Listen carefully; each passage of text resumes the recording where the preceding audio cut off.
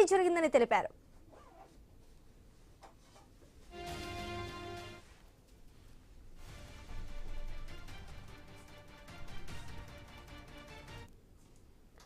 అలాగే పవన్ కళ్యాణ్ సభ అనుమతులు, పార్టీ అంతర్గత వ్యవహారాలు, కాంగ్రెస్ నాయకత్వంపై వచ్చిన ప్రశ్నలకు కూడా సమాధానం ఇచ్చారు. పవన్ కళ్యాణ్ తో తనకు ఎలాంటి ఇబ్బంది లేదని తెలిపారు. శాంతి భద్రతల సమస్య తలెత్తుతోందని, పవన్ సభకు పోలీసులు అనుమతి ఇవ్వలేదని వెల్లడించారు. రాష్ట్రాలు కేంద్రం కలిసి పనిచేస్తేనే అభివృద్ధి సాధ్యమని, కానీ తెలంగాణ విషయంలో రాజకీయ కారణాలతో అడ్డంకులు సృష్టిస్తున్నారని ఆరోపించారు.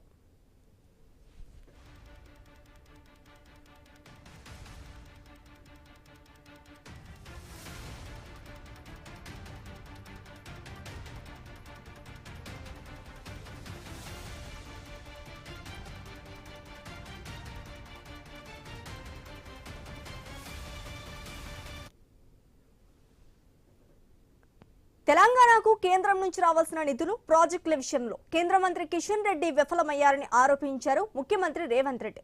రాష్ట్రానికి ఎన్ని నిధులు తెచ్చారో ప్రజలకు చెప్పాలని డిమాండ్ చేశారు ఆయన.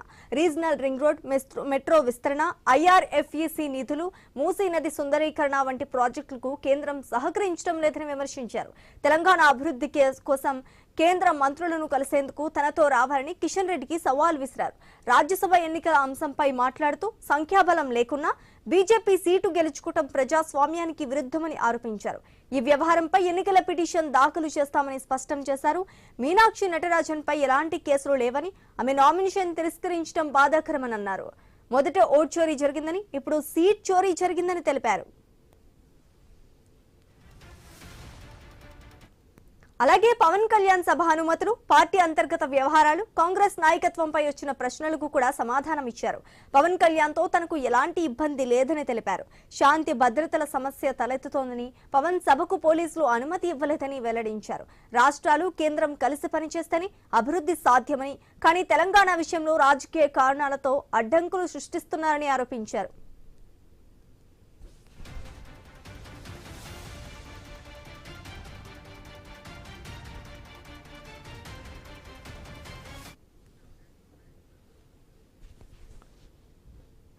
తెలంగాణకు కేంద్రం నుంచి రావాల్సిన నిధులు, ప్రాజెక్టుల విషయంలో కేంద్ర మంత్రి కిషన్ రెడ్డి విఫలమయ్యారని ఆరోపించారు ముఖ్యమంత్రి రేవంత్ రెడ్డి. ఇక ఇదే టాపిక్ పై డిస్కస్ చేయడానికి మా ప్రతినిధి ఉదయ్ ఉన్నారు.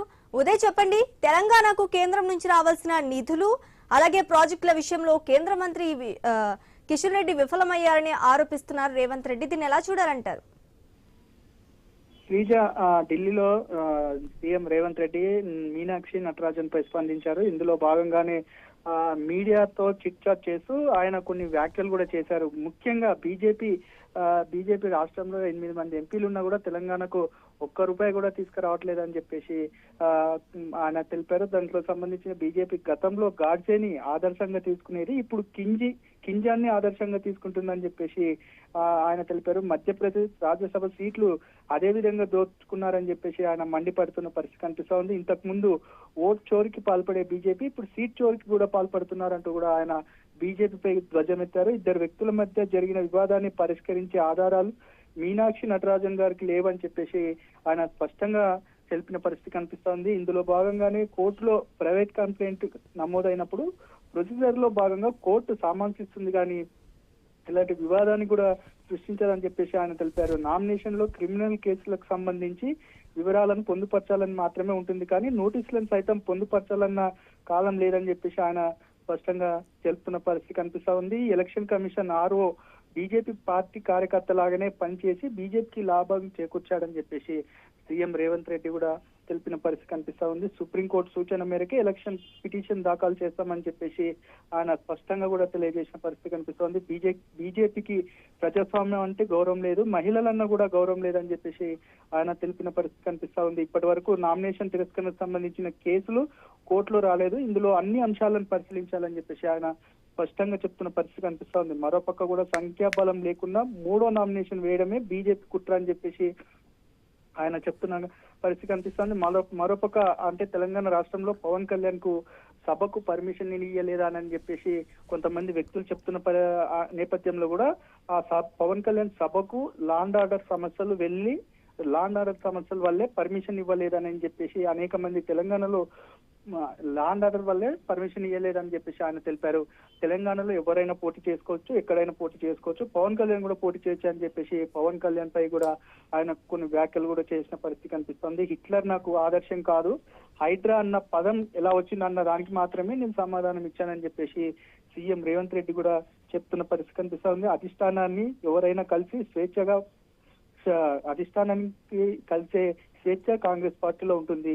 కాబట్టి మా పార్టీలో 66 మంది ఎమ్మెల్యేలు అందరూ మినిస్టర్ అర్హత కలిగిన వారు అని చెప్పేసి ఆయన చిట్ చాట్ లో భాగంగా కూడా కీలక వ్యాఖ్యలు చేసిన సందర్భాన్ని మనం గుర్తు చేసుకోవచ్చు. దాంతో పాటు రాష్ట్రాలు కేంద్రం కలిసి పనిచేస్తేనే రాష్ట్రాలు అభివృద్ధి జరుగుతుందని చెప్పేసి ఆయన తెలిపిన పరిస్థితి కూడా కనిపిస్తోంది. ఎన్నికల సమయంలో మాత్రమే ఎలక్షన్ లో భాగంగా మాత్రమే పోటీ ఉంటుంది తప్ప మిగతా సమయాల్లో కూడా రాష్ట్రాల అభివృద్ధిపై కూడా దృష్టి పెట్టాలి, రాష్ట్రాలకు సంబంధించిన డెవలప్మెంట్ కి సంబంధించిన నిధులను కేటాయించాలి, రాష్ట్రాలకు నిధులను కేటాయిస్తేనే రాష్ట్రాలు కూడా అభివృద్ధి పథంలో ముందుకెళ్తాయని చెప్పేసి ఆయన చెప్తున్న పరిస్థితి కనిపిస్తుంది.